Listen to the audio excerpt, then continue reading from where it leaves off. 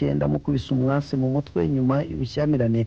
bwatangiye umugore abwiwe ko yicaye nabi mu kabari. Byabaye ku mugoroba wo kuwa kabiri ku itariki 25 mu mudugudu wa Kavumu mu kagari ka Rubira uri murenge wa Gitoki mu karere ka Gatsibo. Umwe mu baturage muri uwo mudugudu wagareye n'igihe yavuze ko ahagana mu saa 10 z'umugoroba uwo mugore n'uwo musaza bari kumwe mu kabari. Umusaza abwiye umugore ko yicaye nabi. Ibi ngo byakuriye gushyamirana bituma uwo mugore ajya hanze afata umwase aho kubita uwo musaza bimuviramo guhita yikubita hasi bamujyana kwa muganga apfira mu nzira.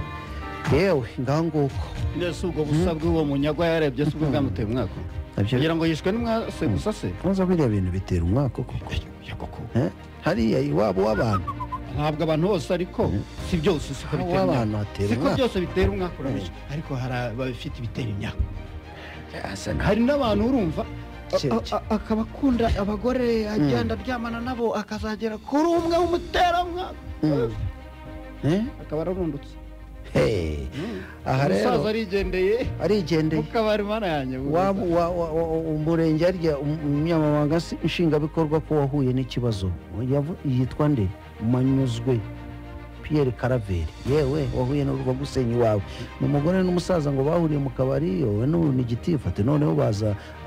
gushozanya intambara noneho umudamu ahita afata umwase arawumukubita mu mutwe umusaza yahise agira ikibazo bamujyana ku kigo nderabuzima cya Gituza ahita yitaba Imana. Yamukubise muri Nyirabimvumbi nyine nawe murabyumva.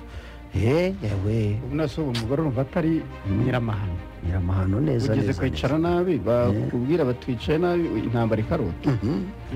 nicaye nabi ntese wagasaza arega agakwegura amaguru akajya kureba yo kuko yicaye nabi yagira gutya akareba ye nawe bikarangira nk'awa mugani ushojwe neza ariko ntajye kwica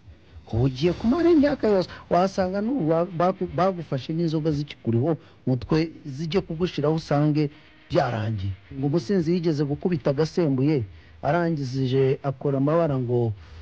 baramujyana bamubikamo amaze kumubikamo ahazanza mu kiyatidi mu nyongere kamwe ntaye ndabona bukeye tazi ko yagezemo ari inyuma ya ferabeto ngo bati mu nyongera kanyuma nitaye kandi arimo bamuna